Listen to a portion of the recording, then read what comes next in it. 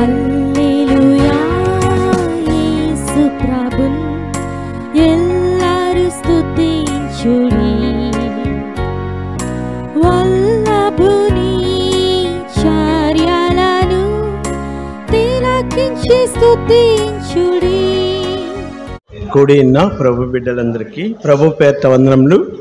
పరిశుద్ధ గ్రంథం నుండి మొదటి రాజుల గ్రంథము 19వ అధ్యాయము 6వ వచనమును చదువుకుందాం. మొదటి రాజుల గ్రంథము 19వ అధ్యాయము 6వ వచనమును చదువుకుందాం. అందరం కలిసి చదువుదాం. మొదటి రాజుల గ్రంథము 19వ అధ్యాయము 6వ వచనమును అందరం కలిసి చదువుకుందాం.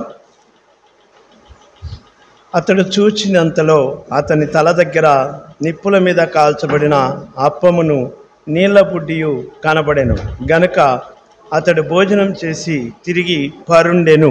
ప్రార్థన చేద్దాం. దేవుని సహాయం కొరకై ప్రార్థన చేద్దాం.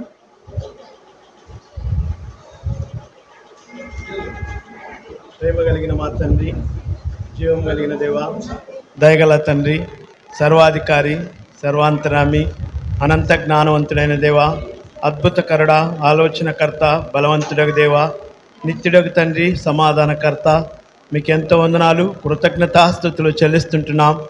ఈ మధ్యాహ్న కాల సమయంలో ప్రభా మీ యొక్క వాక్యమును ధ్యానించుట కొరకై సమకూడి ఉన్నటువంటి మమ్మల్ని మీ కృపలో జ్ఞాపకం చేసుకున్నామని బతిమలాడుకొని ప్రార్థిస్తున్నాం. ఉదయకాల సమయంలో ప్రభా నీ సన్నిధిలో కూడి నిన్ను ఆరాధించుటకు, ఘనపరచుటకు మీరు మాకు ఇచ్చిన భాగ్యాన్ని బట్టి కూడా నీకు ఎంతో వందనాలు, స్తోత్రాలు చెల్లిస్తున్నాం. మరొకసారి తిరిగి మీ పాదముల చెంత మేము చేరి ఉండగా మీరే మాతో మాట్లాడవలసిందిగా ప్రార్థిస్తున్నాం. తండ్రి, మీరు మాట్లాడితే మేము వినాలని ఆశ కలిగి ఉన్నాం. తండ్రి, మీ మాటల్లో దేవా స్వస్థత ఉంది. తండ్రి, మీ చెంగులో స్వస్థత ఉంది.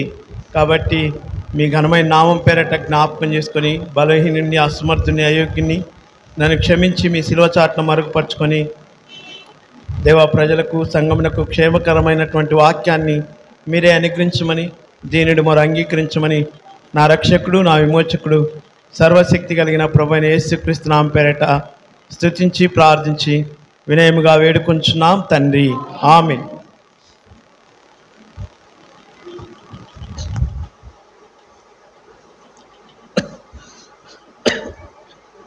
ప్రియులారా, దేవుని యొక్క వాక్య భాగం నుండి మొదటి రాజుల గ్రంథము 19వ అధ్యాయము 6వ వచనమును మనము చదివి ఉన్నాం.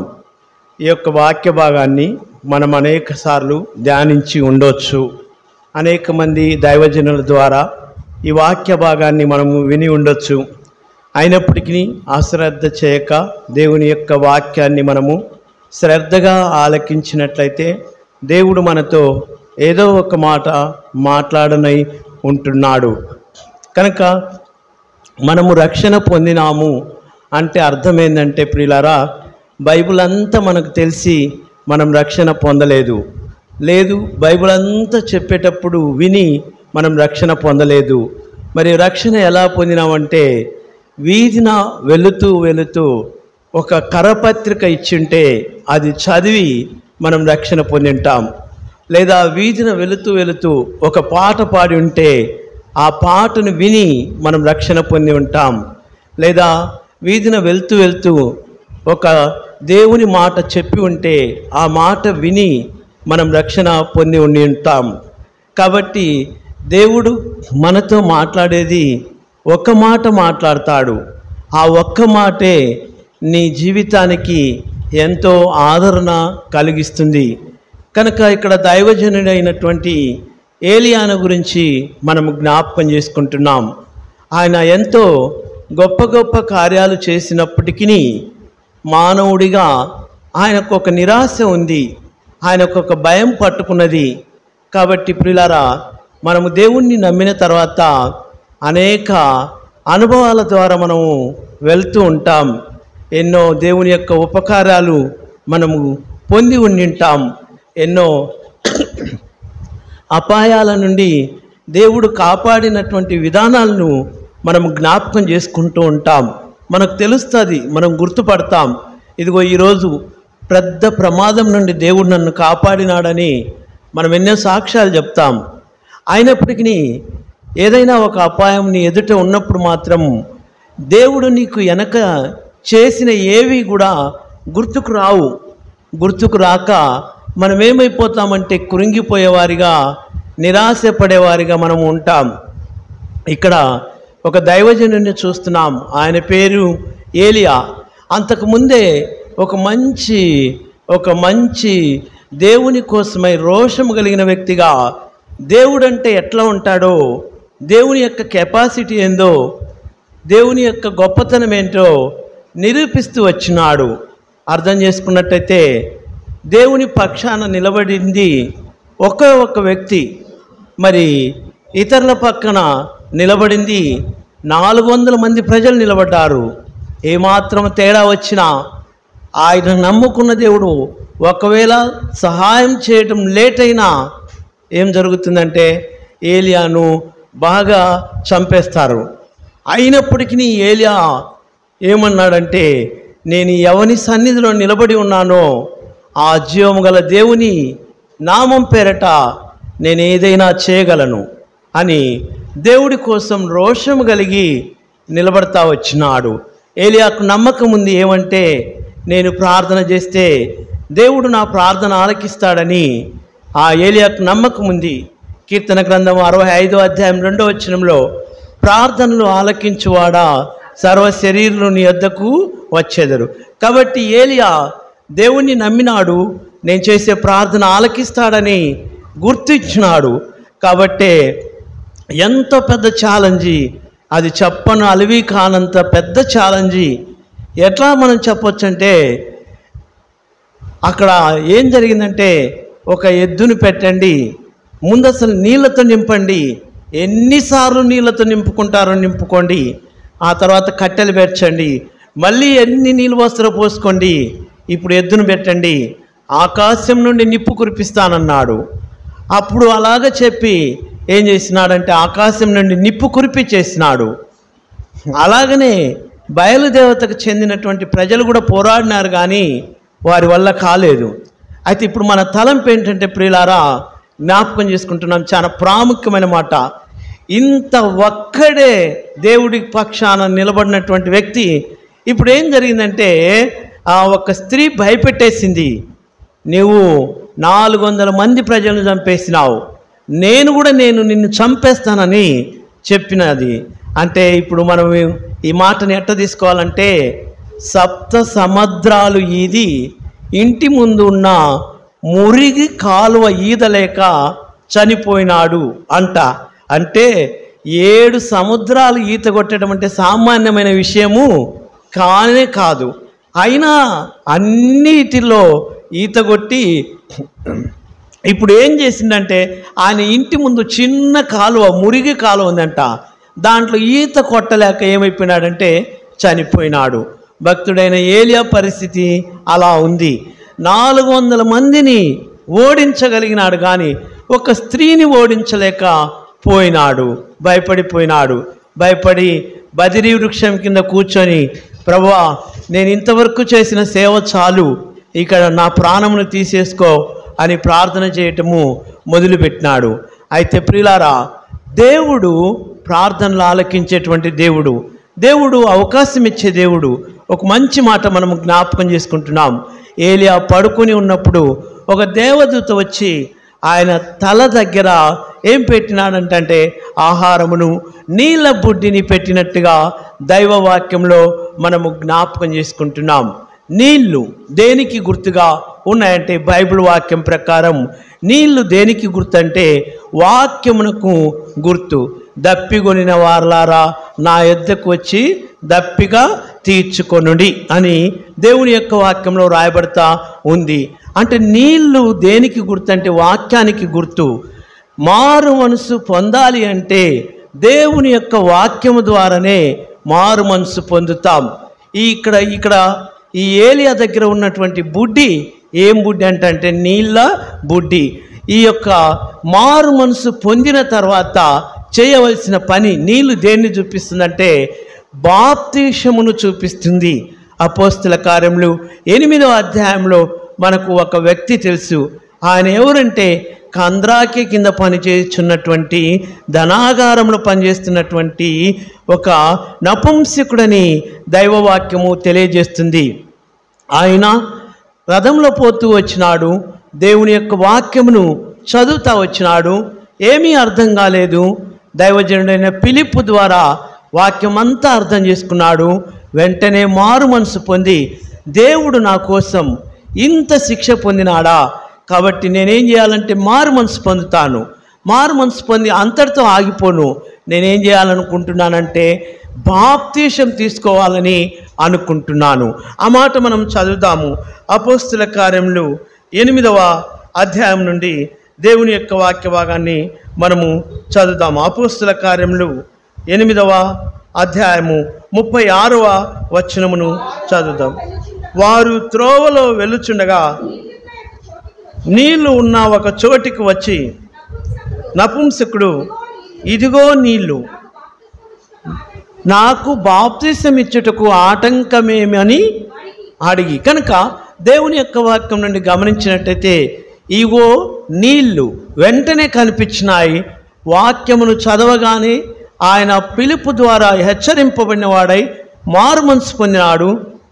మారు మనసు పొందిన తర్వాత ఆలస్యం చేయకుండా ఆ దారిలోనే తనకు నీళ్లు కనిపించేసరికి ఇదిగో నీళ్లు ఉన్నాయి, కాబట్టి నాకేం చేయాలంటే బాప్తిసం ఇవ్వాలి అని అడిగినట్టుగా దైవవాక్యంలో జ్ఞాపకం చేసుకుంటున్నాం. అలాగా బాప్తిసం పొందిన వెంటనే అతనికి ఏమొచ్చిందంటే సంతోషముతో ఇంటికి వెళ్ళిరి అని అక్కడ రాయబడుతూ ఉంది. కనుక తన త్రోవను వెళ్ళెను. 39వ వచనం, నపుంసకుడు సంతోషించుచు తన త్రోవను వెళ్ళెను. కనుక ప్రియుడ, ఈ యొక్క మధ్యాహ్న కాల సమయంలో రక్షణ పొందటము ఒక ఎత్తు అయితే, రక్షణ పొందటము ఒక మొదటి మెట్టు అయితే, రెండవ మెట్టు ఏంటంటే బాప్తిసం పొందటం.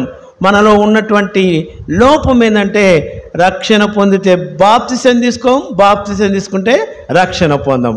అంటే బాప్తిసం ఏమో పెళ్ళని ఆ వంకతో బాప్తిసం తీసుకుంటాం, మారు మనసు ఉండదు. పోనీ మారు మనసు పొందినావు తీసుకుందామంటే నేను నిలబడుతున్నా లేదో అని మళ్ళీ ఇదొక డౌటు. ఇట్లాగా బాప్తిసంలో చాలా వెనకడుగు వేస్తాం. అసలు బాప్తిసం అంటే ఏంటిది అంటే ప్రియులారా, నేను చేసిన పాపాలను ఈ యొక్క నీళ్ళల్లో ముంచి వేస్తున్నాను, ఇంకెప్పుడు నా మీద ఉండవు, ఇంకెప్పుడు నేను వాటి జోలి పోను, నేను చక్కగా నిలబడతాను అని ఆ మాట యొక్క అర్థము. లేకపోతే నేను క్రీస్తుతో కూడా పాతి పెట్టబడినాను అని అర్థం. ఇప్పుడు ముంచినాక అట్టనే మునిగి ఉన్నావు అనుకో, మళ్ళీ చచ్చిపోతావు. కాబట్టి ఏం చేస్తావు, ముంచిన తర్వాత మళ్ళీ లేస్తావు. మళ్ళీ లేచినవంటే అర్థము నేను క్రొత్త జన్మతో లేచినానని అర్థము.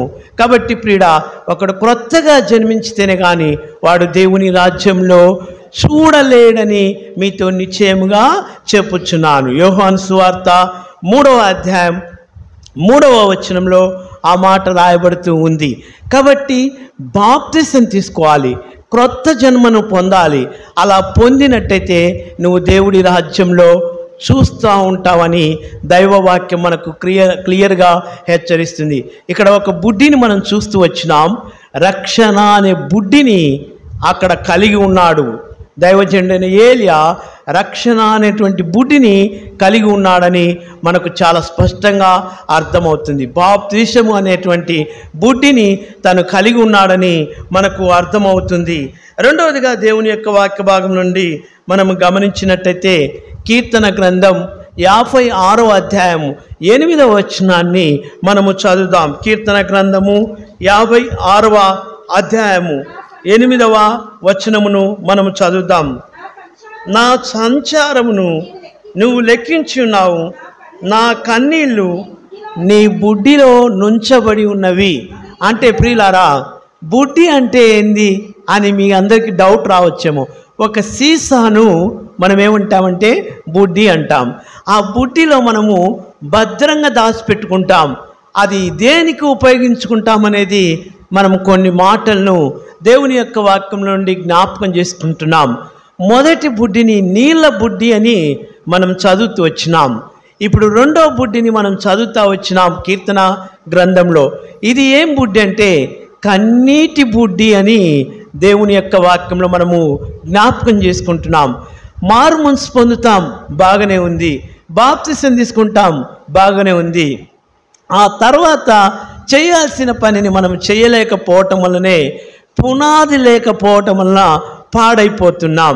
ఇప్పుడు బైబిల్ గ్రంథంలో భక్తుడైన యేసుక్రీస్తు ప్రభు, దేవుడైనటువంటి యేసుక్రీస్తు ప్రభువే బాప్తిసం తీసుకున్న తక్షణమే ఆయన చేసిన పని ఏంటిది? ఉపవాసము, 40 దినములు ఉపవాసం ఉండి ఆయన ప్రార్థన చేస్తూ వచ్చినాడు. ఇప్పుడు ఈ కన్నీటి బుడ్డి దేన్ని చూపిస్తుందంటే ప్రార్థన అనే బుడ్డిని చూపిస్తుంది. రక్షణ పొందినావని, బాప్తిసం పొందినావని ప్రార్థనా జీవితాన్ని దినదినము కంటిన్యూ చేయకపోతే, ఆ రక్షణ పొందిన రోజులోనే ఎంతో గొప్పగా ప్రార్థన చేసి, ఎంతో చక్కగా వాక్యం చదివి, ఎంతో చక్కగా బాప్తిసం తీసుకొని మిగతా రోజులు మానేస్తే నువ్వు నిలబడలేవు. అంటే ప్రియులారా, ప్రార్థన అనేది నిన్ను పునాది వేస్తుందని దైవవాక్యము తెలియజేస్తుంది. ఎటువంటి ప్రార్థన? కన్నీటి ప్రార్థన కావాలి. బైబిల్లో ఒక మంచి మాట ఉంది. ఇక్కడే మనం చదువుతా వచ్చినాం కీర్తన గ్రంథంలో 56వ అధ్యాయంలో మనం చదువుతా వచ్చినాం. ఏమని రాయబడ్డదంటే, నా కన్నీళ్ళు నీ బుడ్డిలో నుంచబడి ఉన్నవని దేవుని యొక్క వాక్యంలో మనం చదువుతున్నాం. కాబట్టి బుడ్డిలో ఉన్నటువంటి కన్నీటిని దేవుడు చూసే దేవుడు.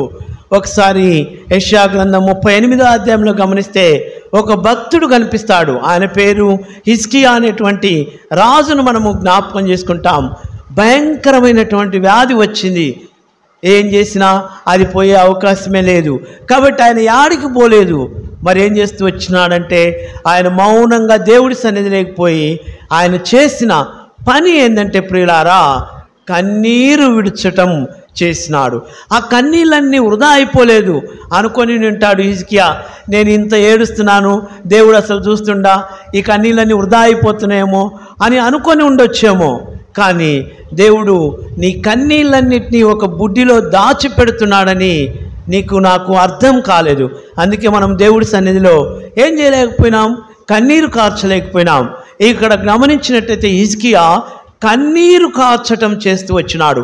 అలా కన్నీరు కార్చిన విధానమును బట్టి వెంటనే ప్రవక్త అయినటువంటి యెషయాకు దేవుని యొక్క వాక్యము తెలియజేస్తూ, ఇదిగో హిజ్కియా కన్నీరు విడ్చటము నేను చూసినాను. నువ్వు వెళ్ళి ఆయనకేం చేయాలంటే 20 సంవత్సరాలు ఆయుస్సును పొడిగించినానని చెప్పు అని దేవుని యొక్క వాక్యంలో జ్ఞాపకం చేసుకుంటున్నాం. కీర్తన గ్రంథం 126వ అధ్యాయము 5వ వచనాన్ని మనం చదివితే, కీర్తన గ్రంథం 126వ అధ్యాయము 5వ వచనంలో చూస్తే, కన్నీళ్లు విడుచుచు విత్తువారు సంతోషగానముతో పంట కోసెదరు. పిడికెడు విత్తనములు చేత పట్టుకొని ఏడ్చుచు విత్తువాడు సంతోషగానము చేయుచు పనులు మోసుకొనొచ్చు వచ్చును. కనుక జ్ఞాపకం చేసుకుందాం, కన్నీరు విడిచినాడు హిజ్కియా. ఆయన కన్నీరేమి వృధా కాలేదు. మనం ఎక్కడెక్కడో కన్నీరు విడుస్తాం. దేవుడి సన్నిధిలో భద్రంగా బుడ్డిలో దాచబడుతున్న సన్నిధిలో మనం కన్నీరు విడవలేకపోయినాము. దేవుడు చెప్తున్నాడు, నువ్వు కన్నీరు విడచటం నేను చూస్తున్నాను. కాబట్టి నేను నిన్ను ఏం చేయాలనుకుంటున్నా అంటే, నువ్వు దేని నిమిత్తమై కన్నీరు విడిచినావో ఆ యొక్క కన్నీటిని బట్టి నేను నీకు నీ కోరికను తీర్చి, నీ అవసరమును తీర్చి, క్రీస్తు యేసు మహిమలో మీ ప్రతి అవసరము తీర్చును.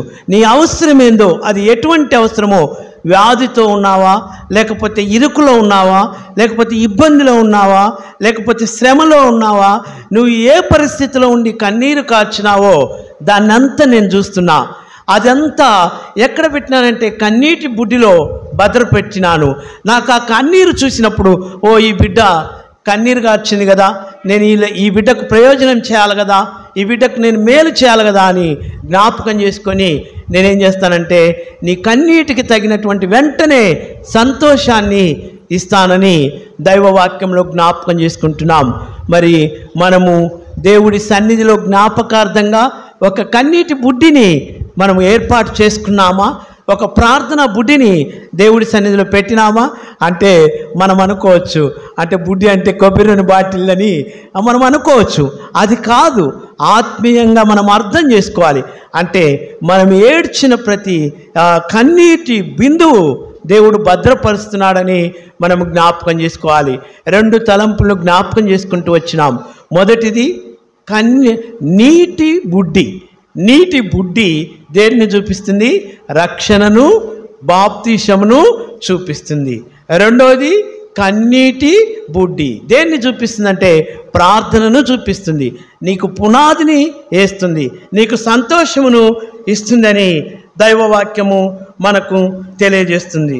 తర్వాతగా దేవుని యొక్క వాక్యం నుండి 3వ మాటను మనం గమనించినట్లయితే మొదటి రాజుల గ్రంథము 14వ అధ్యాయము 3వ వచనాన్ని మనము చదువుతాం. మొదటి రాజుల గ్రంథము 14వ అధ్యాయము, మొదటి రాజుల గ్రంథము 14వ అధ్యాయము 3వ వచనాన్ని మనము చదువుకుందాం.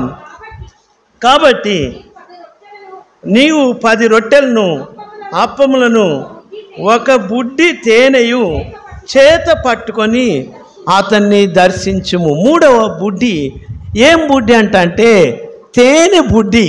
ఎవరు చెప్పిందో కానీ మహానుభావులు ఏమంటే తేనెలో సర్వ రోగాలను బాగు చేసేటువంటి ఔషధం ఉందంట. అంతే, తేనె కోసం ఎగబెడుతూ ఉంటారు. అయితే నేను చూస్తూ ఉంటాను, మా దూరణాలను చూస్తూ ఉంటాను. పాపం ప్రజలు అమాయకులు, వాళ్ళు ఏం చేస్తారంటే బెల్లంతో ఏం చేస్తారంటే ఆ తేనెను తయారు చేస్తారు. ఎట్లా చేస్తారో ఏమో మనకు తెలియదు. వాళ్ళు రోడ్డు మీద నిలబడతా ఉంటారు. ఆ ప్రజలు కార్లు పోయే వాళ్ళు ఉంటారు. ఇది అడవి కదా, అడవిలో నిజమైన తేనె దొరుకుద్ది అనేది వాళ్ళ ఉద్దేశము. విజయవాడలో అమ్ముతుందనుకో ఎంపడే గుర్తుపట్టేస్తాం. ఏంటిది? అది బెల్లం తేనె అని గుర్తుపట్టేస్తాం. అడవిలో నిలబడి ఉంటే బెల్లం తేనె ఎవరు గుర్తుపడతారు చెప్పండి? అందరూ మోసపోతారు అది తేనె అనుకొని, నిజమైన తేనె అనుకొని. కాబట్టి అన్నిటికంటే రేట్ ఎక్కువ కూడా పాపం ఆ తేనె బుడ్డి 1200 ఎంత ఉంటుంది కేజీ. తేనె కోసం అల్లాడుతూ ఉంటారు. అయినా వాళ్ళు కొనుక్కుపోయేది డూప్లికేట్ తేనెను కొనుక్కుపోతూ ఉంటారు. ఇప్పుడు దేవుని యొక్క వాక్యంలో తేనె బుడ్డిని మనం చూస్తున్నాం.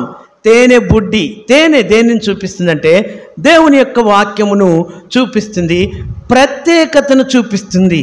అంటే ఎన్ని స్వీట్లైనా పెట్టు, ఎన్ని స్వీట్లైనా పెట్టు, అన్ని స్వీట్ల పక్కన ఒక తేనె బాటిల్ పెట్టు, దాని ప్రత్యేకత అదే, దాని రుచి అదే. అందుకే బైబిల్లో దేవుని యొక్క వాక్యాన్ని దేంతో పోల్చలేదు దేవుడు. దేంతో పోల్చినంటే తేనె కంటే, జుంటి తేనె దార కంటే దేవుని యొక్క వాక్యము ఎలా ఉంటుందంట అంటే మధురంగా ఉంటుందని దేవుని యొక్క వాక్యంలో రాయబడుతూ ఉంది. ఆ మాటను మనము కీర్తన గ్రంథంలో నుండి 19వ అధ్యాయంలో నుండి 10వ వచనంలో ఆ మాటను మనము గమనించవచ్చును. కీర్తన గ్రంథం 19వ అధ్యాయం 10వ వచనాన్ని మనం గమనించవచ్చును. అవి బంగారు కంటెను, విస్తారమైన మేలిమి బంగారము కంటెను కోరదగినవి, తేనె కంటెను, జుంటి తేనె దారల కంటెను మధురమైనవి అని దైవవాక్యము తెలియజేస్తుంది. కాబట్టి దేవుని యొక్క వాక్యము ఎలా ఉంటుందంటే జుంటి తేనె దార కంటే మధురంగా ఉంటుంది. ఉదయకాలంలో సండే స్కూల్లో పిల్లల కాడ వాక్యము చెప్పడానికి దేవుని సేవకులు నిర్ణయించినారు. నేను చెప్తున్నాను, నేను గొంతు విరుచుకొని చెప్పినానే కానీ వాళ్ళకొక ముక్క ఎక్కలేదని నాకు అర్థమైంది. వాళ్ళకొక ముక్క ఎక్కలేదని నాకు అర్థమైంది. మనం చేసేది ఏం లెక్క ఇంకా చెప్పడమే జరిగిందనమాట. అంటే ప్రియులారా, ఎంత కష్టంతో చెప్పినామో, ఎంత విలువైంది చెప్పినామో ఆ పిల్లలకు అర్థము కాలేదు.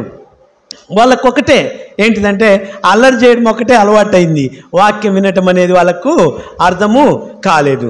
అయితే నేను దేవుడి సన్నిధికి వస్తున్నాం. దేవుని సేవకులు, ఒక్కొక్క దేవుని సేవకుడు నిలబడి వాక్యం చెప్తున్నప్పుడు చెప్పిన వాక్యాన్నే చెప్పినప్పటికీ అసలు ఒకళ్ళకు సంబంధమే లేకుండా, అంటే వేరే వేరే ఆత్మీయ అనుభవాలతో ఆ వాక్యం సాగుతూ ఉంది. అట్లనే మనము చూసినట్టయితే ఏదైనా పత్రికలు చదవండి, అంటే లోక సంబంధమైన పత్రికలు చదవండి, ఒకసారి చదివేస్తే ఇంకా అయిపోయింది. కానీ బైబిల్ అట్ట కాదు. ఎంత చదువుతా ఉంటే అంత చదువుతా ఉండబుద్ధి అవుతుంది. ఉదాహరణకు భక్తుడైనటువంటి దైవజనుడైనటువంటి బక్సింగ్ అంకుల్ను మనం గమనిస్తే బైబిల్ను 400 సార్లు చదివిండంట. బైబిల్ను 400 సార్లు చదివిండంట. ఇంకా మాకు గిద్దలూరు దేవదానం అంకులు ఉంటాడు, పెద్దగా చదువు ఏం రాదు, అయినా కూడా ఆయన కూడా బైబిల్ను చాలా సార్లు చదివిండంట. మరి మనకి ఎంతో చదువచ్చి మనము బైబిల్ను ఏమైనా చదువుతున్నామా, పూర్తి చేయగలుగుతున్నామా ఒకసారైనా అనేది మనల్ని మనం పరిశీలించుకోవలసిన వారిగా మనం ఉన్నాం. దేవుని యొక్క వాక్యము జుంటి తేనెదార కంటే అది ఎంతో మధురమైనదని మనము వింటూ వచ్చినాం. కనుక తేనె దేన్ని చూపిస్తుందంటే ప్రత్యేకతను చూపిస్తుంది. నువ్వు క్రీస్తుని నమ్ముకున్నావు, నీ యొక్క ప్రవర్తనే ఏం చేయాలి తెలిసిన, క్రీస్తుని నమ్ముకున్న బిడ్డ అని గుర్తుపట్టాలనేది దేవుడు కోరుతా ఉన్నాడు. దేవుడు చాలా స్పష్టంగా చెప్పినాడు. ఏమనంటే ఒక మాట మనం చదువుదామా దేవుని యొక్క వాక్యం నుండి? మత్తయి సువార్త 5వ అధ్యాయం, మత్తయి సువార్త 5వ అధ్యాయము, మత్తయి సువార్త 5వ అధ్యాయము 14వ వచనం. మత్తయి సువార్త 5వ అధ్యాయం 14వ వచనం. మీరు లోకమునకు వెలుగైనారు, కొండ మీద నుండి పట్టణము మరుగై ఉండనేరదు. కనుక ఆ మనుషుల దీపమును వెలిగించి కొంచెం కింద పెట్టరు, కానీ అది ఇంటి నుండి వారికి అందరికీ వెలిగించుటకై దీపస్తంభం మీదనే పెట్టుదురు. మనుషులు మీ సత్క్రియలను చూచి పరలోకమందున్న మీ తండ్రిని మహిమపరచునట్లు వారి ఎదుట మీ వెలుగు ప్రకాశింప నీయుడి. కాబట్టి ప్రియులారా, లోకంలో ప్రజలు ఏమనుకుంటున్నారు? అసలు మనం గుడ్డోళ్ళం, మనం అమాయకులం. లోకంలో ఉన్న ప్రజలు ఎవరు తక్కువ వాళ్ళు కాదు. వాళ్ళు ఏం చేస్తుంటారు తెలిసిన, మన ప్రతి అడుగును గమనిస్తుంటారు. నువ్వు అన్న నీ అడుగులను నీ బుద్ధి పుట్టినట్టు వేసుకుంటూ వెళ్ళిపోతూ ఉంటావు. నువ్వు ఎన్ని అడుగులు వేసిందో ఆ లెక్కేసి చెప్తాడు. అన్నే కదా నువ్వు వేయాల్సింది, ఇన్ని ఎక్కువ వేసినవి ఎందుకని చెప్తారు. అంత ఈజీగా గుర్తుపెడతారు. మీకు అర్థం కావడానికి చెప్తున్నాను. ఒకసారి ఏం జరిగిందంటే, ఊరికే చెప్తున్నాను అర్థం చేసుకోవడానికి. నేను ఆదివారం పూట ప్రార్థనకని రెడీ అయినా, చొక్కా ఏమో బాగా ఇస్త్రీ చేసిన చొక్కా తెల్లది వేసుకున్నా, ప్యాంట్ ఇస్త్రీ లేకుండా అటు వేసుకున్నా. మొఖాన్ని అడిగేసిండు అట్నే అందరిలో 10 మంది ఎదురుగా, ఏం సార్ ప్యాంట్ ఇస్త్రీ లేని చేసుకున్నామని. నా ప్యాంటు ఇప్పుడు ఆయనకు అవసరం వచ్చిందా? అవసరం లేదు. కానీ ఏం చేసినాడు, పటామని అడిగేసిండు. అంటే ప్రియులారా, దేవుణ్ణి నమ్ముకున్న బిడ్డలు ఏదైనా పొరపాటు చేస్తే టకామని అడగడానికి సిద్ధంగా ఉంటారు. గుర్తుపెట్టుకో. ఆ ఓడలో ప్రమాదం జరిగింది. యోనా ఓడలో ప్రయాణం చేస్తున్నప్పుడు పెద్ద తుఫాను రేగింది. ఒకవేళ ఆ ఓడలో ఎవరన్నా నిద్రపోతుందో లేదో మనకు తెలియదు, కానీ దైవజనుడు నిద్రపోయేది మాత్రం చాలా స్పష్టంగా కానొచ్చింది. అర్థమవుతుందా ప్రియుడా? ఎంతమంది నిద్రపోతుండ్రో, ఎంతమంది వారి వారి పనులలో ఉన్నారో, అందరూ ఏమన్నా వాళ్ళ దేవుళ్ళను పూజ చేస్తూ ఉండింటారా? ఉండరు. వాళ్ళలో ఎవరో భయం, ప్రాణభయం ఉన్నోళ్ళు చేస్తూ ఉండొచ్చు. మిగతా వాళ్ళు వాళ్ళ పనులలో వాళ్ళు ఉండొచ్చు. కానీ దేవుని యొక్క వాక్య ప్రకారం ఎవరు కానొచ్చిండు? ఓడ నాయకుడికి కరెక్ట్గా దైవజనుడే కానొచ్చిండు. ఆయన వచ్చి ఏమన్నాడు, అసలు ఏమాత్రం లెక్క పెట్టిండా? ఓయి నిద్రపోతా, ఏమొచ్చింది నీకు? లేచి నీ దేవుణ్ణి ప్రార్థించు.